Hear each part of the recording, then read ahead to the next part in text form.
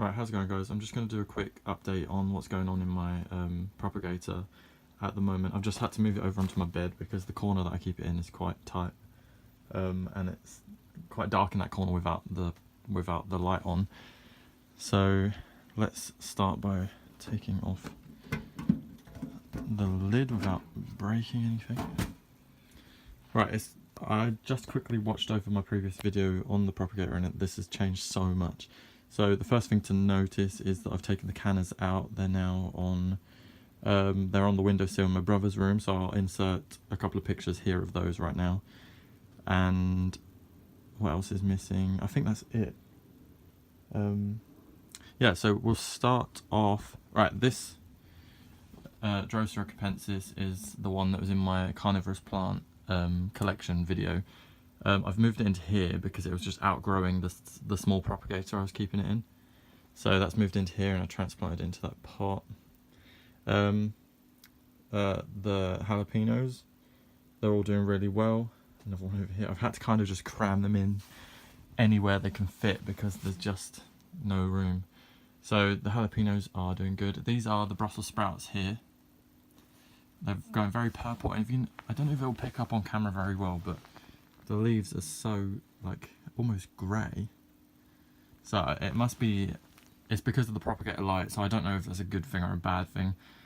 I'd guess it's because they're getting sufficient light, so they're not really growing much bigger because they don't need to. But I'm going to be potting those up and taking them out into the greenhouse very soon. And then let's go to the stipers. So we've got the these were the ones that were in I started them off in the little peat balls, and I've now moved them into their own little pots, and they're thickening out really well. There's two there, another one here, and another one here, and then another one here. So they're doing really well. The stipers in this tray, let's try and get this out. These are doing really well, but I just need to transplant these into their own individual pots because as you can see, they're really thickening out in there. So I'm going to take those out into the greenhouse. I'm not going to pot them up and then keep them in here. They're going to go into the greenhouse into their own individual pots, probably in a week or two, because they're going to start turning a bit. Well, you can actually see on the tops of the leaves. I don't know if you can see. They're starting to go a bit yellow on the tops of the leaves. It's just because they're all competing in here for nutrients and water, so they're going to be very tangled when I take them out, so better to do that sooner rather than later. Then we've got the Rebecchias here, and it's quite interesting. So these ones in here have stayed relatively small. They need watering actually. These ones have stayed relatively small, and these ones have grown quite a bit bigger. And then it's interesting because there's one here that is clearly a different cultivar, a different variety to these, and they were all in the same seed packet, so it's going to be quite interesting to see what the flowers are like on this one compared to what the flowers are supposed to be like. So we've got that. Then let's go to the Drosera seedlings. They've grown quite a lot since the last video. Let me turn this one so you can see it a little better. So you see the leaves are getting a lot bigger on there, and they're all doing pretty well. This one's still doing really slow. Then I've got some, these are, you won't be able to see them.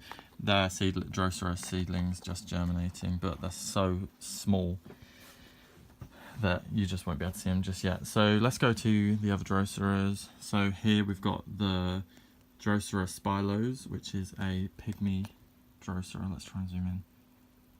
So we've got one type of pygmy Drosera there. Then we've got the Sargentii here, which is another type of pygmy sundew.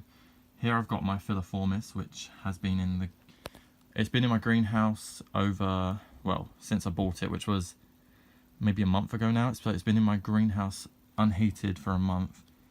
I've brought it in to start getting it growing, and as you can see, it's shooting up real nice. And I noticed the other day, yeah, you can see it on camera, just at the tip of my finger there's a little tiny Drosera seedling just down there, that little thing that looks like a little star.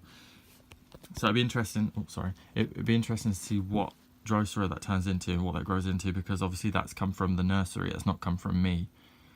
So that would be quite fun. Here we've got the Micranthus Drosera, pygmy Droseras. They're really cute. And then, if you remember in my last video, so I don't think these have been in any of my videos, these guys, but in my last video I showed you the Gamier that I was growing, which is the Rosanna Droseras, and they've just grown so much.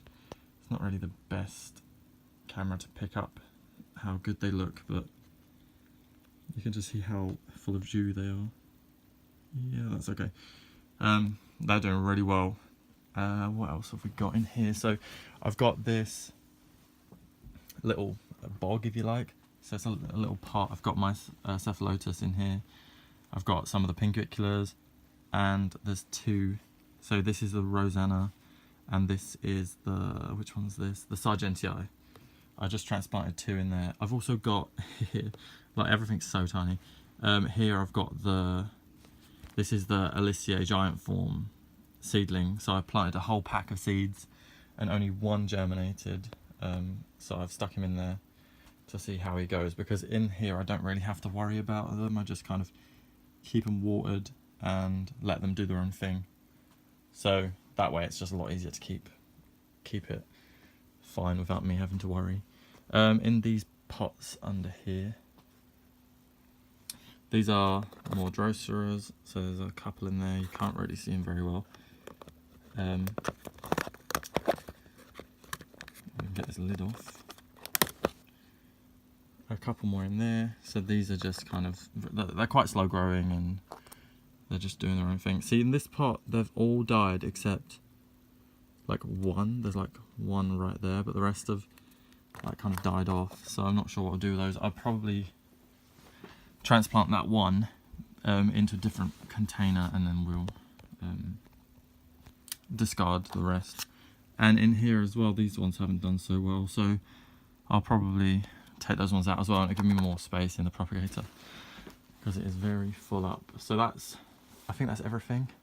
Oh, I haven't shown you my lovely little pinguicular Weezer here. It's grown quite a bit since the last video. I didn't notice how much it had grown until I watched the last video again. But yeah, it's really, you can see just how pink it is now. If I try and get better. That's beautiful, that one. That's my favourite. And then I'm just going to go over to where the leeks and the tomatoes are and show you those. Right, so this is the corner that I keep the propagator in, so it's here and my light is up there hanging from the ceiling. The tomatoes have outgrown the propagator, not by much, but just this was really pushing up against the top, so we've got quite a bit of fruit on here. The leaves have curled up quite a bit, if you see that, and I think that's because they're getting too much sun, or it's too intense, because if you look at how close they are to it, I think that is a bit too close, so they're just curling up to kind of shadow their leaves, so they're not getting such intense light. And then here we've got the leeks, which are ready to kind of go out. I may transplant these into another container for a little bit, just to give them a bit more root space, I guess, because they're just really, well, they're too big for that container now. So there's a lot more Droseras over here, but I'm not going to show you all of them because I'm going to keep a different video for that. So I'll just show you my other pinguicula here, if I can get this lid off. So this was my original one that all of my others have come from, and it's not turned pink yet. It's been next to this light, but it's just not turned pink, but it's looking really nice in that moss. But I'm going to have to trim back this moss because it's really starting to overgrow.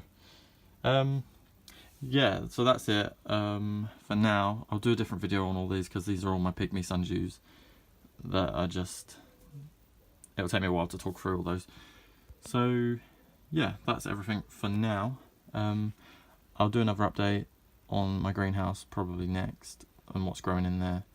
So thank you guys for watching. Let me know if there's anything in particular you want to see, or if you want to see more of. And yeah, thank you for watching, and I'll see you all next time.